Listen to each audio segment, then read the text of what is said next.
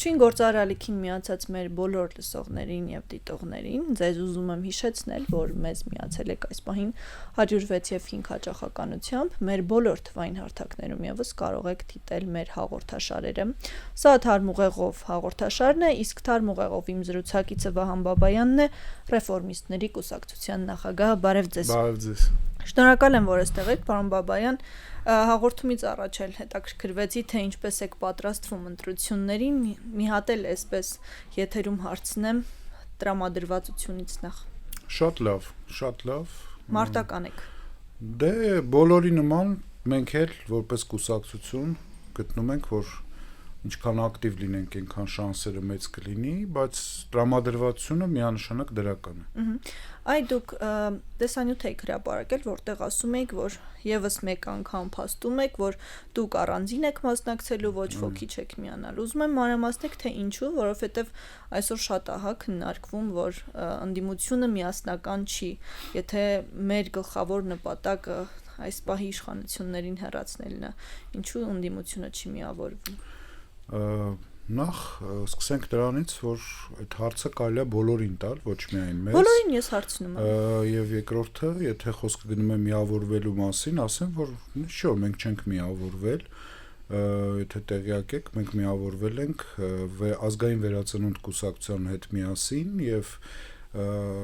ընտրություններին մասնակցում ենք այդ երկու ուժով համատեղ, բայց իհարկե ռեֆորմիստների կուսակցությունով այլ ուժերի հետ միավորվել չմիավորվելը կարծում եմ դա միայն մեզանից չի կախված եւ դա իդեալիստական մոտեցումներ են հիմնականում, իսկ քաղաքականությունն ու իդեալիզմը իրարից շատ հեռու բաներ են եւ երկրորդը մենք չենք գտնում, որ մենք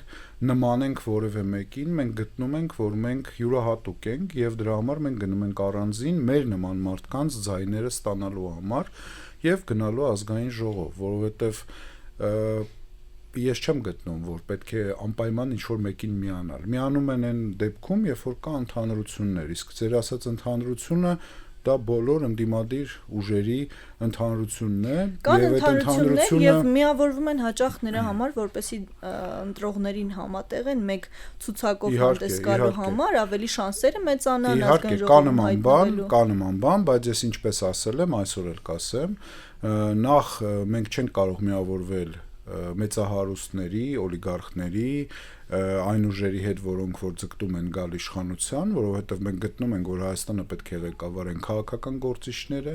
եւ ես բացառում եմ նման համագործակցություն այն ուժերի հետ, որոնք չեն ներկայացնում շարքային ժողովրդին, այլ ներկայացնում են էլիտաներին։ Ինչով եք դուք տարբերվում այն նշեցիք։ Մենք տարբերվում ենք նրանով, որ մենք չունենք միլիարդավոր դոլարներ եւ չունենք մեծահարուստներ մեր ցուցակում։ Իսկ դրա մասին գիտեն ձեզ ընտրողները կամ հանրության լայն զանգվածները։ Հանրության լայն զանգվածները այդ հնարավորությունը կստանան պաշտոնական քարոզարշավի ժամանակ, որտեղ մենք իհարկե լայն քարոզարշավ կիրականացնենք եւ բնականաբար այդ տարբերությունները մարդիկ կզգան։ Ձեր ուժին եւ շատ տարբեր այլ ուժերի հաճախ մեղադրում են, որ իրենք ձայն փոշիացնողներ են։ Դուք դրան եւս անդրադարձել եք եւ դե կարծում եմ վիրավորական է ամեն դեպքում նման որակումը, բայց կուզեմ ձեր գնահատականը, ինչու են մարդիկ այդպես վերաբերում ձեզ։ Չար են մարդիկ որտեվ եւ նախանց։ Այդքան է, որովհետեւ նայեք այն ուժերը, որոնք ձգտում են իշխանությունը վերցնելու, այսինքն հավակնում են գալ իշխանության, իրենք պետք է միայն ուրախ լինեն, որ մեր նման կուսակցությունները, եթե նույնիսկ չհաղթահարեն 4%-ից այդ պատնեշը, իրենց է գալու այդ ձայները։ Հետևաբար, երբ որ այդ ուժերն են խոսում ձայներ փոշիացնելու մասին, դա ամենածիծաղալուն է, որտեղ իրենք այնքան անգրագետ են, որ չեն կարողանում հասկանալ, որ եթե իրենք իրենց ասացի տերն են ու ամեն օր կրկնում են, որ հաջորդը մենք ենք, միայն մենք կարող ենք գալ իշխանության, միայն մենք կարող ենք լինել եւ առանց որևէ լեզուն սայթակելու օրական 24 ժամ կրկնում են, որ իրենք են հաջորդը լինելու, հետեւաբար ելի եմ կրկնում, ինչու՞մն է խնդիրը։ Այսինքն դուք ինչի՞ց եք վախենում։ Սամվել Կարապետյանի ուժին եք ասում։ Բոլորին, ով նման հայտարարություններ են։ Դե իրենք են մշտապես վերջին բոլոր ուժերը, ովքեր ձգտում են իշխանության եւ իրանք բոլոր տեղերում հայտարարում են, որ ամենամեծ շանսը իրենք ունեն, որ միայն իրենք կարող են ղեկավարել եւ փրկել Հայաստանը։ կներեք, գնացեք, ղեկավարեք, փրկեք, ընտրվեք։ Եվ երկրորդը, իսկ ինչ որ միտեղ գրված է, որ Հայաստանի Հանրապետության որևէ կուսակցություն պարտավոր է հաշվի նստել այդ ուժերի հետ ընտրությունների գնալու որոշումներ կայացնելու հետ կամ ոչ։ Հետևաբար մեր ընտրողը դա Հայաստանի Հանրապետության քաղաքացին ինքն է որոշելու։ Այդ ռեյտինգները, հարցումները, դրանք բոլորը մենք բոլորս հասկանում ենք, չէ՞ որ հիմնականում չեն արտացոլում մեր հասարակության իրական պատկերը, որովհետև ամենապրիմիտիվ օրինակը կարող եմ բերել, երբ որ հարցում եք անում եւ նշում եք 4 կուսակցության անուն, մարդիկ այդ 4 կուսակցության մեջից են որոշում ինչ որ մեկի անունը տան եւ հետեւաբար այդ ռեյտինգները հրճակում եք կամ հրապարակում եք այդ ձևով։ Իսկ միանշանակ այդ որոշումների կայացումը լինելու է ընտրությունների օրը, երբ որ քաղաքացին է որոշելու, որ ուժերն են անցնում խորհրդարան կամ որ ուժերը քան տոկոս են տանում։ Եվ այդ բայղուշ կամ ասենք, չգիտեմ, ու կարելի ասել ճիշտ եք ասում, ինչ որտեղ վիրավորական այդ ձևակերպումները որ տալիս են, ես լուրջ չեմ վերաբերվում եւ նորմալ եմ գնահատում, որովհետեւ էլի եմ կրկնում, եթե մենք էլ լինեինք օլիգարխ, նման բաներ չէին ասի մարդիկ։ Եվ հետո 5 տարի շարունակ, երբ որ բողոքում են, որ ինչի է մեր երկիրը այս վիճակում, հենց այդ բողոքողների մեծ մասը հենց այսօր խոսում է նման բաներից, որ ով շանս ունի, ով չունի, ով փող ունի, ով չունի, ով ռեսուրս ունի, ով չունի, իսկ ռեսուրսը, հիմնական ռեսուրսը, կրկնում եմ, Հայաստանի Հանրապետության քաղաքացին է։ Հիմնական ռեսուրսը մարդկանց ձայնն է, մարդկանց վստահությունն է եւ այն քվյաթերթիկը, որ հունիսի 7-ին այդ քաղաքացին կգցի այդ ընտրատեղամասում արկղի մեջ։ Մնացյալը հեքիաթներ, էմոցիաներ, նախանց չարություն եւ ամբիցիաներ են։ Այ ես հիշում եմ 2021 թվականի ընտրությունների ժամանակ քննարկվում էր այն հարցը, որ դա ընտրություն չէր եւ ավելի շատ վախի մթնոլորտից ելնելով, որ Ռոբերտ Քոչարյանը եւ Սերժ Սարգսյանը կրկին արենայում են, դա մարդկանց դրդում է, որպեսի ընտրեն Նիկոլ Փաշինյանին։ Արդյոք այսօր էլ վախը այն է, որ այդ ձեր նշած օլիգարխները կարող են գալ իշխանություն։ Շատ տարբեր են 21 թվականի եւ 26 թվականի ընտրությունները։ Այստեղ ես կարծում եմ, որ ընտրությունների հիմնական նարատիվներն են լինելու այլ։ Ինչպես տեսնում եք, իշխանությունը հիմնականում բերում է խաղարկության, խաղաղության խնդիրը, որով փորձում է ներկայացնել, որ իրենք խաղաղություն են բերում եւ եթե ինչ որ այլ կուսակցության մարդիկ ընտրեն, կարող է չընտրեն խաղաղությունը։ Նու իրանց սա խնդիրն է, իրենց որոշումն է, իրենց պատկերացումն է եւ ես չեմ կարծում, որ Հայաստանի քաղաքացիների մեծ մասը այսօր այդ նարատիվներին հավատում է։ Երկրորդը այն է, որ ընդդիմությունում կան ուժեր, որոնք փորձում են մոնոպոլիզացնել դաշտը եւ թելադրել իրենց կանոնները խաղի եւ փորձում են ոչ հավասար պայմաններ ձևավորել նաև ընդդիմադիր դաշտում, ունենալով օբյեկտիվորեն ավելի շատ ռեսուրսներ։ Դրա համար ընդդիմության մեղքն է, պարոն Բաբայան, որ Նիկոլ Փաշինյանը այսօր շարունակում է մնալ իշխանության։ Այն ընդդիմությունը, որը վերջի 5 տարում խորհրդարանում էր, բնականաբար չկարողացավ հասնել հիմնական այն խոստմանը, որ տեղի կունենա իշխանափոխություն։ Այդ ընդդիմության մեծ մասը, խոսքը գնում է այդ ավելի շատ մեծ ֆրակցիայի մասին, հա, որը ուշ միացավ իմպիչմենտին եւ այդ գործընթացը այդպես էլ չմեկնարկեց, իհարկե կա նաև իրենց մեղավորության բաժին, բայց միաժամանակ եթե շատ օբյեկտիվ նայենք, իհարկե ոչ միայն իրենց մեղավորությունն է եւ ընդհանրապես մեղավորներ փնտրելը ամենավատ բանն է այս գործում։ Եթե հասարակությունը չուզենա Նիկոլ Փաշինյանին, ընդամենը հունիսի 7-ին ստեղծվում է այդ հնարավորությունը եւ Նիկոլ Փաշինյանին չի ընտրի։ Հիմա խոսենք նախկինում թե ով ինչու էր մեղավոր, արդեն կարծում եմ եւ կոռեկտ չի եւ անիմաստ է։ Ամեն դեպքում Հայաստան խմբակցությունը, երբ այդ մեղադրանքներ հնչում են իրենց հասցեին իմպիչմենտի հետ կապված, իրենք ասում են, որ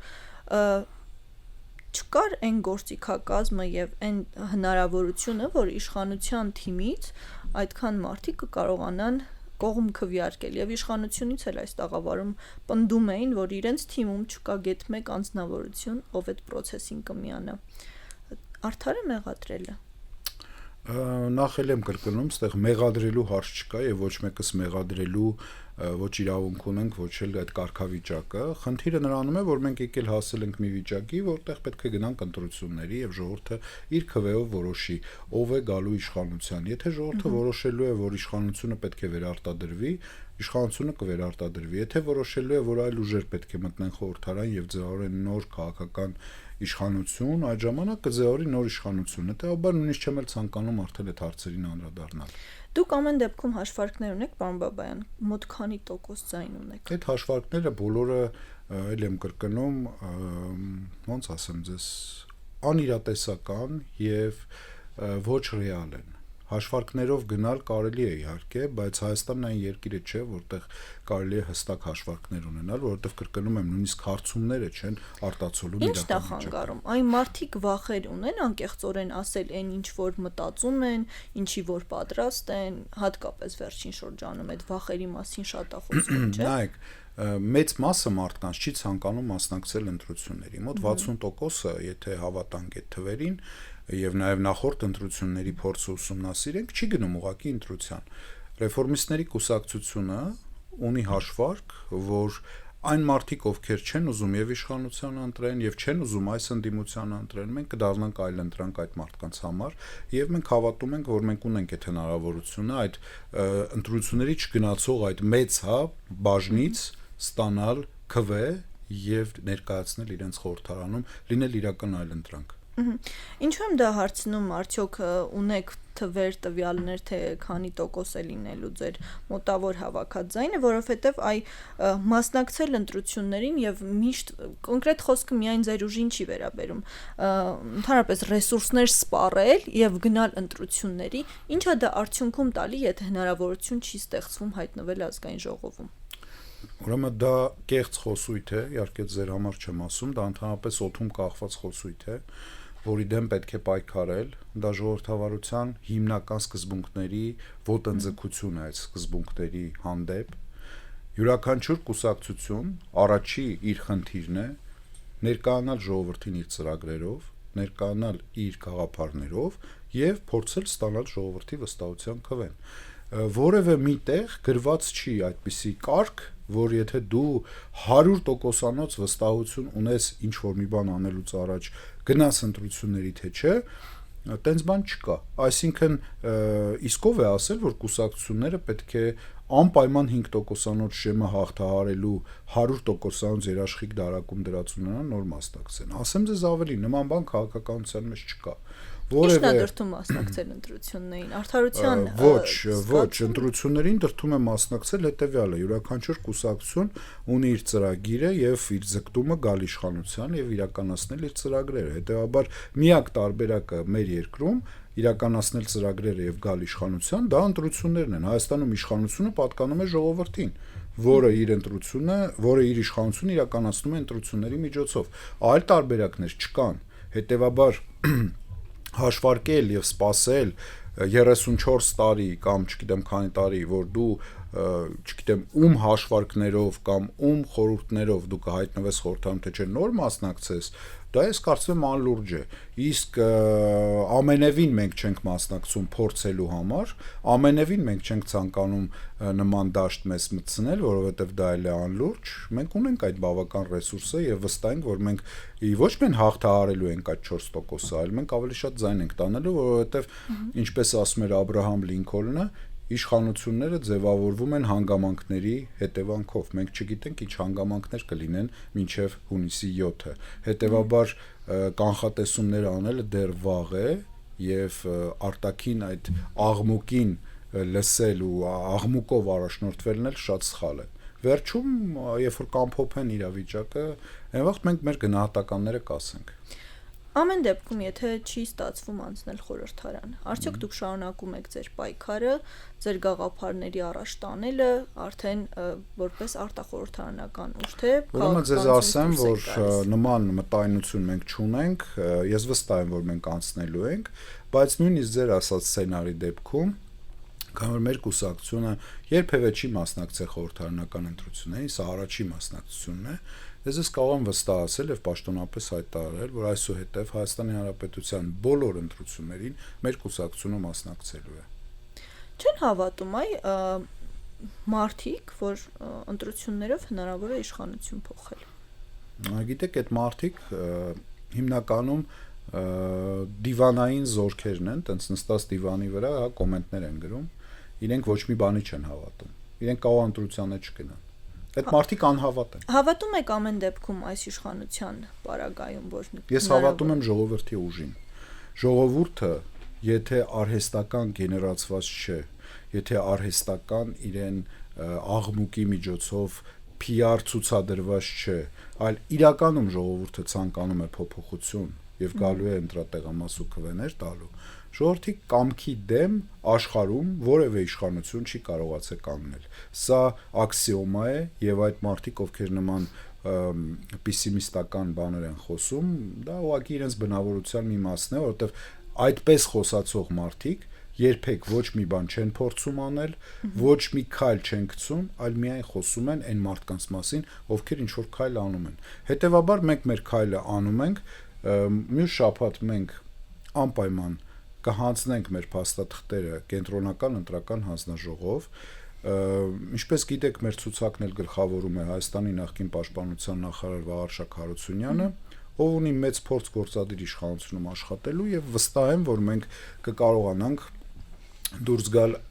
այնպիսի մակարդակի վրա, որ նման խոսացող մարդիկ ուղակի այդ օրը երեկոյան մոտակա դեղատներում կգնան հանգստացնող տեղեր գնելու, որտեղ կհիասթափվեն իրենցից։ Փորձը ցույց տվեց, պարոն Բաբայան, որ Նիկոլ Փաշինյանին հեռացնենք, հետո կհասկանանք, թե ինչ ենք անում, այլևս չի աշխատում։ Դա շուտվանից չէր Այո, հստակ ծրագրեր են պետք, հստակ ճանապարհային քարտեզա պետք ու հստակ առաջարկներ են պետք մարդկանց։ Ինչու ենք գալիս, ինչ ենք անելու, ինչ ենք հեղափոխելու։ Ես ուզում եմ ձեր ծրագրերից մի փոքր խոսենք, ձեր առաջնային նպատակը, ասելիքը որն է լինելու ընտրություններին։ Նայեք, մենք առաջարկել ենք 7 կետ, դա ծրագիր չի, դա ծրագրային դրույթներ են եւ այն կուսակցությունները, ովքեր այսօր տեսնում եք, ծրագրային բաներ են առաջարկում, դա ես ելի եմ կրկնում, մեր հասարակության մեծ մասը չի կարդալու դա եւ մարդկանց հետաքրքրում են կոնցեպտները եւ եթե արդար լինենք, քաղաքացիներին ընդհանրապես պետք չի խորանալ այդ ծրագրային խորը կետերի մեջ, մարդիկ կոնցեպտներ են ընտրում են կոնկրետ սկզբունքներ։ Դրա համար մենք առաջարկել ենք ռեֆորմիստների 7 կետեր, այդ կետերը շատ հետաքրքիր են եւ կարծում եմ, որ կարեւոր են։ Առաջինը դա անվտանգության նոր հայեցակարգի ընդունումն է, որտեղ մենք գտնում ենք, որ ոչ 300,000 աշխատատեղ կարող է ստեղծել, ոչ 800,000 աշխատատեղ կարող է ստեղծել, եթե չունենաս անվտանգություն, իսկ անվտանգություն ունենալու համար առաջին հերթին քեզ պետք է ունենալ հայեցակարգ, թե որտեղ, ոնց, ինչպես եւ ում հետ։ Սա հարցեր են, որոնք չի կարելի տենց հախուռն նայել եւ պատկերացնել։ Պետական դոկտրին է պետք նոր Հայաստանի, այսինքն մենք ուր ենք գնում, ինչպես ենք պաշտպանվելու, ովքեր են մեր բարեկամները, ովքեր են մեր ճշնամիները, ինչպես է մեր պետությունը կարողանալու դիմակայել եւ անվտանգային սպառնալիքներին եւ տնտեսական սպառնալիքներին եւ տեղեկատվական սպառնալիքներին, տարբեր են սպառնալիքները։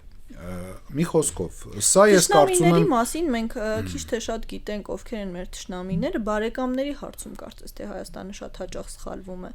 Դուք այդ ցանկը առանձնացրել եք, ովքեր են ըստ ձեզ մեր բարեկամները։ Մեր բարեկամների ու թշնամիների այս իրավիճակը այնքան է խառնվել իրար, որ այսօր մենք շատ բարդ է ասել, թե տարածաշրջանում մենք ոնց են կողմնորոշվելու։ Ակնհայտ է մի բան, որ մենք գտնում ենք, որ Հայաստանը պետք է շարունակի մնալ տարածաշրջանում ավելի շատ փող լրացնող արտաքին քաղաքական պետություն, քան մի ուղղության, այսինքն կոնկրետ մի ուղղություն բռնող, որովհետև դա Հայաստանի արտաքին քաղաքականության դոկտրինի հիմքում պետք է դրված լինի։ Հայաստանը չունի այդքան ռեսուրս, այն էլ այս աշխարհաքաղաքական, մի որտեղ միջազգային օրենքը չկա, փաստացի ով ինչ ուզում անում է, այստեղ մենք պետք է կարողանանք դիմակայել։ Մի խոսքով, շատ ես չեմ ուզենա հենց հիմա կոնկրետ խորանամ անվտանգության հայեցակարգի մասին, ես կարծում եմ մեր վարչապետի տեխնացուն շուտով դա ավելի մանրամասը կներկայացնի, բայց այդ 7 կետերի մասին ասեմ, որ երկրորդ կետը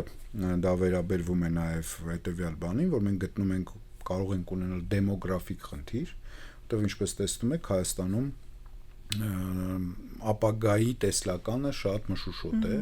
Մարդիկ լքում են երկիրը, մարդիկ հույսեր ստեղ չեն կապում, երկարաժամկետ ծրագրեր չունեն, դիմում են այլ երկրների, որպեսզի այլ երկրների քաղաքացիություն ստանան, ծնելիության մակարդակը բարձր չէ։ Մի խոսքով շատ խնդիրներ կան եւ մենք գտնում ենք, որ պետք է անպայման ունենանք դեմոգրաֆիկ զարգացման ինչ որ մի ծրագիր, որը նաև էլի անվտանգության հայեցակարգի մեջ կլինի կամ առանձին, որը կխրախուսի ներգաղթը մեր երկիր եւ նույնիսկ պետք է կարծում եմ ձևավորվի ներգաղթի պետական կոմիտե, որը կարողանա այդ ամեն ինչը կազմակերպել։ Կրթության եւ առողջապահության մասով կարող եմ ասել ունենք կարևոր կետ, մենք կարծում ենք, որ մենք պետք է դուրս գանք Բոլոնյան համաձայնագրից, վերադառնանք խորհրդային միության տարիների կրթական համակարգին, որը կարող ենք այսօր համապատասխանեցնել ժամանակակից ուրեմն իրավիճակին, այսինքն վերադարձ 10-ամյա միջնակարգ կրթությանը, 5 բալանոց գնահատման համակարգին եւ անվճար բարձրագույն կրթությանը։ Մեր ձգտումը այն է, որ մենք կարողանանք մեր քաղաքացիներին տալ հասանելի բարձրագույն կրթություն, որը կլինի հիմնականում անվճար, ինչպես նաեւ առողջապահության ոլորտը մենք կարծում ենք, որ առողջապահությունն էլ պետք է լինի մեր քաղաքացիների համար անվճար։ Սրանք այն կետերն են, որ մեր քաղաքացիներին մենք ավելի մանրամասը կբացատրենք, թե ոնց ենք դա պատկերացնում եւ ինչպես, բայց սրանք այն կոնցեպտներն են, որ մենք գտնում ենք, որ պետք է իրականացվի։ Ընտրական գործընթացների հետ կապված շատ կարճ ասեմ, որ ունենք նաև նման ոլորտում առաջարկներ, մենք գտնում ենք, որ այսուհետ ընտրությունները մեր երկրում պետք է դառնան պարտադիր Հայաստանի Հանրապետության բոլոր քաղաքացիների համար։ Դա պետք է դառնա պարտադիր պատվավոր պահանջ մարդկանց համար եւ մարդիկ պետք է չխուսափեն ընտրություններին մասնակցելուց, քանի որ ինչպես մենք տեսնում ենք, մասնակցում է ոչ թե մեծամասնությունը, այլ փոքրամասնությունը եւ այդ փոքրամասնության մեջի մեծամասնությունը ձևավորում է իշխանություն։ Սա դեմոկրատական սկզբունքների կրկին խախտում է եւ դա չի արտացոլում մեր հասարակության հիմնական պահանջները։ Դա է իսկ պատճառը, որ այսօր շատ մարդիկ ուղղակի հիասթափվում են, շատ մարդիկ չեն գտնում իրենց ընտրողի, իրենց այդ կուսակցությանը կամ քաղաքական ուժին ուզում են ընտրեն եւ չեն գնում ուղղակի ընտրության, հավես չեն անում, բայց քանի որ խոսքը գնում է երկրի ապագայի պետական կառավարման համակարգի պատասխանատվության մասին, Հայաստանի քաղաքացին պետք է դառնա պատասխանատու այս հարցում։ Եվ երկրորդ կարևոր փոփոխությունը, որը սահմանադրական էլի փոփոխության հարց է առաջանում այդտեղ ընտրական գործընթացներում, գուցե նաև ընտրական օրենսգրքով դա կարգավորվի, բայց պետք է փոխել ընտրությունների մասնակցության, ուրեմն այս ձևաչափերը, տոկոսային շեմերը ոչ, տոկոսային շեմերի հետ խնդիր չունենք, մեր խնդիրը հետևելն է, որ նայեք, մարդիկ ուզում են մասնակցել ընտրությունների, այդ մարդիկ պարտավոր են ունենալ մեծ գումարներ, որպեսզի կարողանան մասնակցել ընտրությունների։ Մենք առաջարկում ենք ընտրագրավիչ հեղարկում, դրա փոխարեն ստորագրահավաքի իրականացում, որովհետև տվյալ դեպքում մենք հնարավորություն չենք տալիս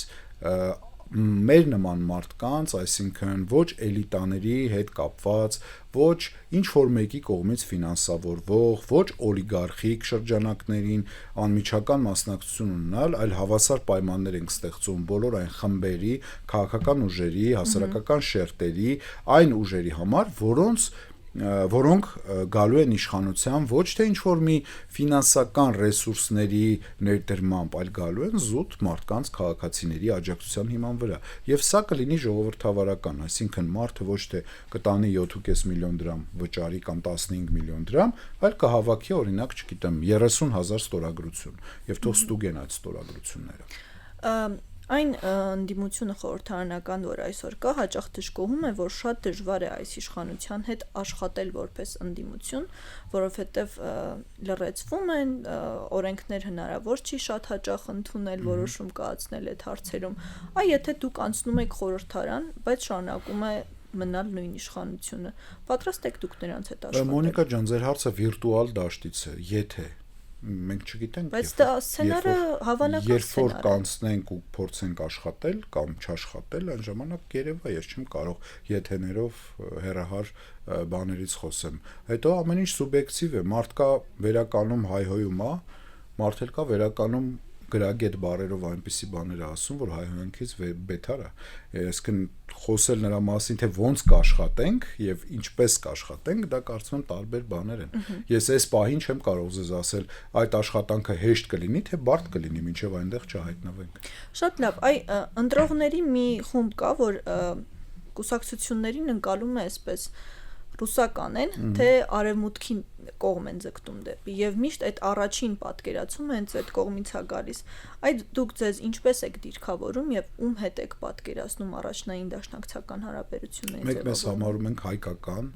մենք ոչ ռուսական ենք, ոչ էլ առավել եւս արևմտյան։ Ես գտնում եմ, որ